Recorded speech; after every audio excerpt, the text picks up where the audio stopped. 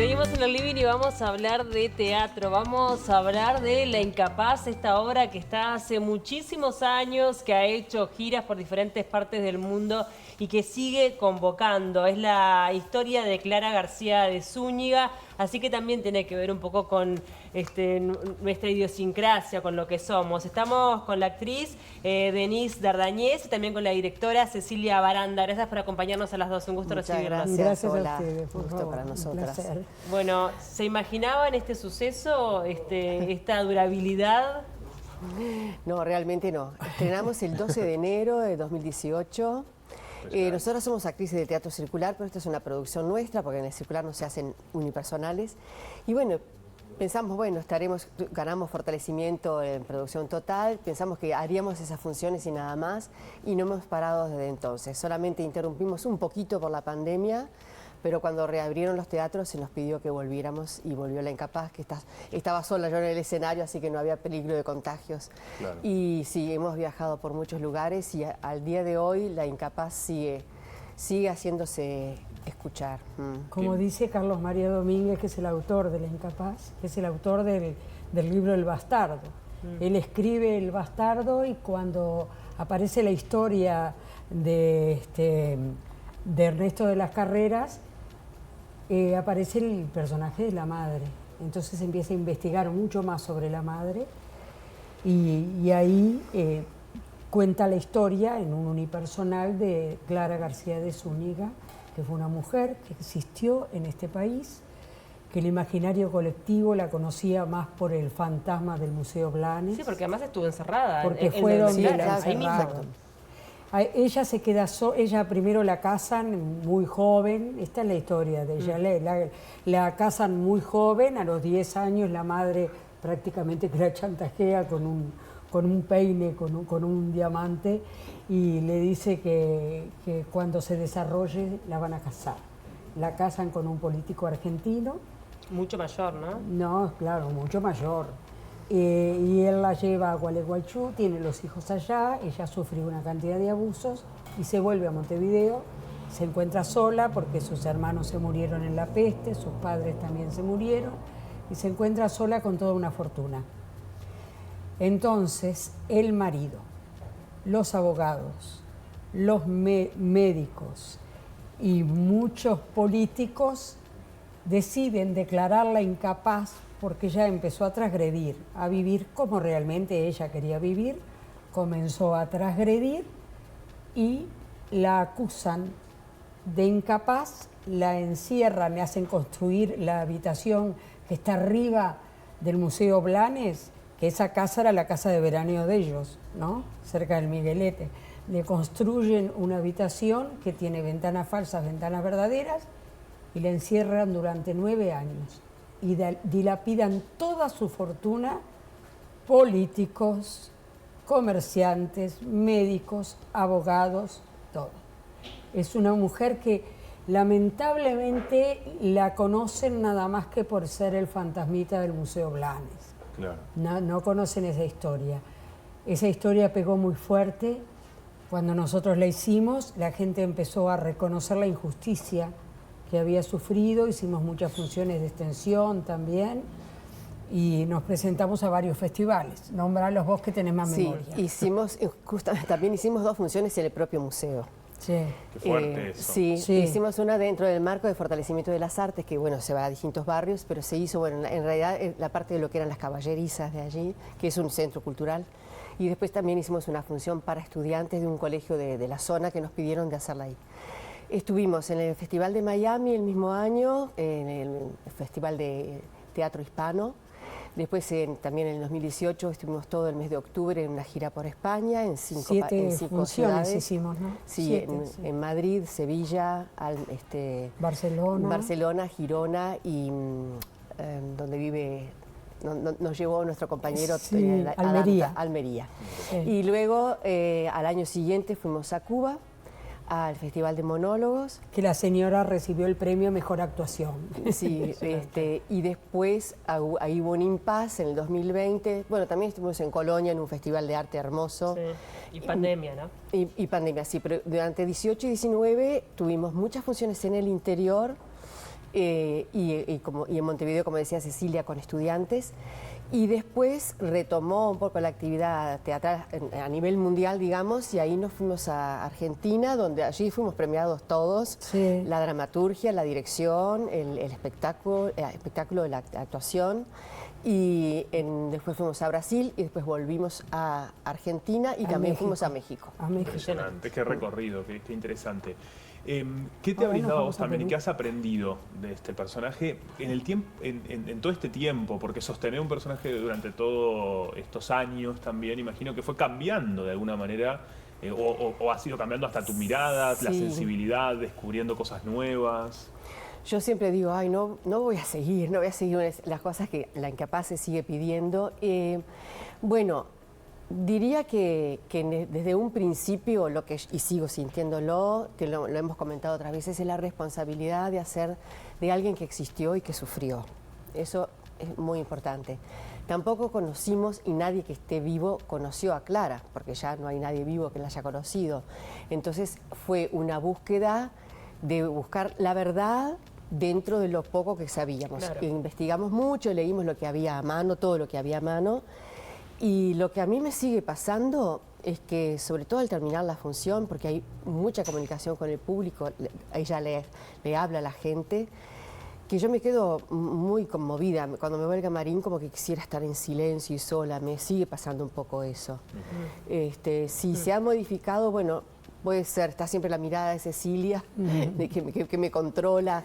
Bueno, no soy muy consciente cuánto he cambiado eso, no sé. No se cambió mucho, más de los tiempos de Menos repente a tiempo, veces sí. de reacción. Pero ¿qué es lo que sucede? Tiene un lenguaje además muy poético escrito por Carlos María Domínguez, ¿no? Pero lo que sucede en sí en el monólogo, que dura 50 minutos, es ella encerrada en esa habitación, se prepara para el juicio, para lo que tiene que declarar en el juicio. Ella no quiere recordar, pero los recuerdos le vienen. Entonces, a partir de una cantidad enorme de estados que ella pasa, de estados sensibles y además de edades diferentes. Porque, como yo siempre digo, además le digo a ella, me lo digo a mí misma cuando tengo que actuar o cuando tengo que dirigir a los demás. Los seres humanos nunca nos comportamos de la misma manera. Depende de las circunstancias que estemos viviendo. Podemos pasar de ser una mujer dulce, feliz, a ser una agresiva, brutal, a ser una niña, a ser una persona muy segura. Nadie nunca es eternamente seguro, ni eternamente bueno, ni eternamente malo. O sea, puede pasar por todas las cosas. Y Sí. eso es lo que atrae. Totalmente. Sin duda, hay muchas Claras, y hay muchas Claras también en lo que hay en la crónica. Se la describe como que muy cambiante cuando la llevaban a la comisaría a declarar, porque ella fue muy perseguida por la vida que llevaba. Respecto a la apuesta, bueno, decidieron por algo muy austero, ¿no? Sí. Que tenía que ver también con esta situación y muy austero también a nivel sonoro, donde los silencios... Sí, total. Es minimalismo total. O sea, lo que hay que es la escenografía de Paula Villalba, es un círculo que a veces lo usamos y a veces no, depende de donde estemos haciendo la función. Un círculo que simula como el diamante de la piedra, ¿no? Y hay un espejo largo y un baúl. Cuando hacíamos las funciones para estudiantes, nosotros le preguntábamos, hacíamos foro después, ¿no? Y le preguntábamos qué significaban para ustedes estos objetos, porque ella los va cambiando de lugar a medida que va sucediendo los hechos en el monólogo. Y los chiquilines decían, el baúl, el encierro, el espejo, el tratar de reconocerse a sí misma, de verse, a ver quién era, y el círculo, el diamante, o el agua, decían muchos también, ¿no? Y lo del espejo, permíteme, que lo que tiene de lindo en la sala circular es que la gente también se ve reflejada. De alguna manera el público está interpelado por esta historia, ¿no? Y también creemos que por algo se la sigue pidiendo, porque la gente quiere saber qué pasó. Es un personaje que al día de hoy no ha sanado todavía su historia y no han sanado muchas historias como la de Clara, porque declarar a una persona incapaz, ella lo dice, es una muerte por decreto, ¿no? Claro. La persona socialmente no existe más. Y hay muchas Claras y muchas mujeres declaradas incapaces por la propia familia. Sí. ¿No? Que no pasaba hasta hace relativamente poco, ocurría, ¿no? Donde la salud mental era un tema muy tabú y terminaban siendo las personas alejadas de su círculo social, como Total. con naturalidad, de un lugar Y en bastante aquel orgánico. momento de todos sus bienes. Por eso. Nosotros después investigamos y había muchísimas mujeres internadas en el Vilar de Bo porque las declaraban locas Para para quedarse quedarse con con su fortuna. la fortuna. Claro, qué fuerte. También siento que su historia está unido a lo que ha pasado en el tiempo, que decías Sí. recién de que se la dejó como que era el fantasma, ¿no? Algo de ocultar, de no Total. darle visibilidad. Va unido un poco también. Esa sociedad de aquel momento es un poco la de ahora, que la historia la deja a un costado. No sé ustedes qué reflexión tienen cuando presentan. No solo eso, cuando hacemos las funciones para estudiantes y los foros en el exterior, porque hacemos bastantes foros en el exterior, empezamos a contar la historia. No pueden creer que esta historia se haya reducido a que digan que es el fantasma del Museo Blanes. Claro. Eso fue la gran injusticia, es como declararla nuevamente incapaz, ¿no? Volverla a declarar. Entonces, cuando pensamos en esta historia que ocurrió por los años 1800, ¿no? En el siglo XIX, nosotros también en las giras hablamos de lo que sucedió después en el Uruguay, ¿no? Durante el siglo XIX. ¿Qué pasó, por ejemplo, con Valle y Ordóñez? Cómo la mujer empezó a poder votar, cómo se pudo divorciar. Y nos miran con una, ¿verdad? Sí, como una admiración. Una admiración que en el Uruguay, en 1916, la gente pudiera votar y se pudieran divorciar. Porque en España, por ejemplo, no sucedía. Eso lo veían como algo. Y bueno, y por eso sigue vigente. Claro. Por todos esos temas siguen vigentes. Porque el tema de la injusticia hacia la mujer está. Y además esta mujer, muchos pueden decir, bueno, pero ella transgredió mal, porque además tenía dinero y así se supo su historia. ¿Cuántas mujeres de repente pasan lo mismo, pero su situación de pobreza o su situación social es distinta y sus historias quedan en la nada? Y bueno, es un poco que la voz de Clara siga hablando de estos temas, ¿no? Es un poco eso. Sí, el autor está muy contento, que cada vez que le avisamos, mira que vamos a volver a hacerla, dice, qué suerte que Clarita todavía se hace oír. Creo que hay un puente hacia el presente. Ella misma dice en el texto de la obra, ¿no? Una mujer no puede estar perdida porque siempre alguien te encuentra. Si no te encuentra tu madre, te encuentra tu marido. Si no te encuentra tu marido, te encuentra la justicia o un vecino. Y bueno, desgraciadamente esta historia es paralela a cosas que ocurren hoy con las mujeres, ¿no? Con Los femicidio. femicidios. Sí. Y es muy interesante toda la movida que han hecho también con los liceos, ¿no? Sí. Porque forma parte de alguna manera de nuestra historia, una mirada hacia una mujer invisibilizada, bueno, y a través también de las aulas y de este tipo de experiencias se van modificando Sí, venían accionarios, ¿no? estudiantes de psicología, de sociología, venían estudiantes liciales, sí, de distintas abogados, materias. De venía- o historia, sea, de educación cívica, no se llama así ahora, pero, o sea, muchos profesores de distintas materias, de distintas asignaturas, les interesaba traer a sus alumnos por esta historia, ¿no? Eso que se está viendo es el cuadro que pintó Blanes, la carita, esa es Denis. La anterior es el cuadro de Blanes, Sí. que lo pintó, que está en el museo, ¿no? Ese fue nuestro primer afiche. El primer ¿no? afiche, Qué sí. impactante lo que decían al comienzo de las funciones dentro del museo. Sí. Eso debe haber como Sí. generado, modificado también algo, o al menos una sensación.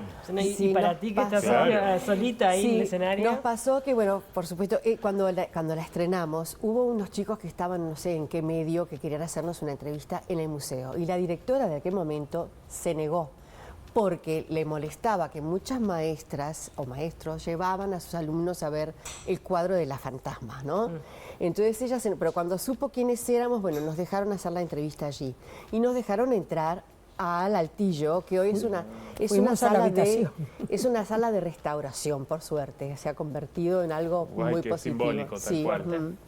Y estuvimos en el salón donde ella estaba, fue confinada tantos años, con esas ventanas falsas y verdaderas, y nos quedamos encerradas. No te puedo creer. ¿Pero por qué? ¿Qué pasó? Nosotros no somos de creer en esas cosas, pero nos quedamos Nos encerradas. cerró la puerta. No te puedo creer. Sí, y después, bueno, las dos funciones fueron al salir de allí con todas las caballerizas, que la historia también habla de las caballerizas, porque ella escapa con sus hijos y va a las caballerizas, se suben al carruaje para poder escapar porque ella se siente perseguida. Se siente y fue perseguida. Claro. Y como dice Carlos María Domínguez, el autor, dice, hay que estar loca para vivir de esa manera en aquella época y para decir lo que decía en aquella época, ¿no? Claro. Era una mujer, lo que diríamos hoy, sin filtros. Claro. Vivió como quería, como quiso, pero por eso mismo fue perseguida y de alguna manera la volvieron loca. Y entonces por eso, que es lo que tú preguntabas, ¿por qué esas cosas se sabe de ella? ¿Por qué? Porque era una loca, pero no, era una mujer que sufrió y desde la infancia. La madre la compromete en matrimonio porque era de esa época que las madres se proyectaban en sus hijas cosas que ellas no podían hacer. Ella estaba enamorada de De- ese de- político, la madre, ¿no? Estaba De- enamorada de este político argentino Claro. y casó a la hija. Qué Tremendo, ¿no? Y ese tipo de cosas que vos decías, no, en esta tierra no ha pasado y ha pasado lo de los matrimonios arreglados con niñas prácticamente, con hombres grandes y bueno, forma parte de nuestra historia también. Bueno, vuelven en agosto entonces. Volvemos ahora el primero. último fin de semana de julio. Ah, bien. 26 y 27, sábado y domingo, y 2 y 3, sábado y domingo de agosto. Sala 1 del circular. Que las entradas están por Red Tickets y en la boletería del teatro. Y queríamos anunciar también algo, que estamos organizando la última función, el 3, que también haya público sordo con lenguaje de señas, porque nosotros ya lo hicimos muchas veces con intérprete. Muchas veces porque iban estudiantes, después lo hicimos en el Galpón cuando se reabrieron las salas, y después este año también estuvimos nosotras en la del Mira, también con intérprete de lenguaje de señas. Y queremos organizar para ese último día que haya también una parte de la platea que sea para ese público, y a mitad de precio de las entradas. Porque hay que ubicarlos. A obtenerlos en la boletería. Hay que ubicarlos de una manera que puedan visualizar a la intérprete de señas y a Denise. Y a la obra, claro. Claro. Bueno, bien interesante. Las entradas las adquieren en boletería de la sala O en y Red en Red Tickets. Tickets también. Ya están a la venta. ¿Y este año por ahora son estas 4 funciones o tienen previsto algo más? Nos vamos No a sé, Perú. nos vamos a Perú. Ah, bueno. Y posiblemente a Colombia también. ¿Y cuándo se van? Nos vamos en octubre. Sí. En Colombia todavía están por definirnos algunas cosas, pero a Perú sí ya está definido. Vamos a estar en un festival de Tacna, que está justo en la frontera entre Perú y Chile. Y bueno, va a ser un placer. Seguirá viajando, claro. Estamos muy contentas de seguir viajando con Bien. la Incapaz. Clara las ha hecho viajar un montón. Un montón. Muchísimo. Y bueno, es más fácil siendo solamente una actriz, una directora, una productora, y también la escenografía, muy fácil de conseguir esos elementos en otros lugares, ¿no? A veces nosotros, si lo hacemos en teatro frontal, no podemos hacer girar el espejo, Claro. va fijo, pero igual, el mensaje llega. Totalmente. Bueno, quedan todos invitados entonces Sí, para sí, quienes los quieran esperamos, participar el sí. último fin de semana de julio, el 1 de agosto, en el circular las entradas por Red Tickets y también en la boletería de la sala. Gracias por acompañarnos. Un Gracias placer. a ustedes, Los un placer esperamos. siempre. Gracias. Hacemos la última tanda del living y venimos para lectura de mensajes, así que si aún no han mandado, tienen estos minutos para hacerlo a través del 092-418-703.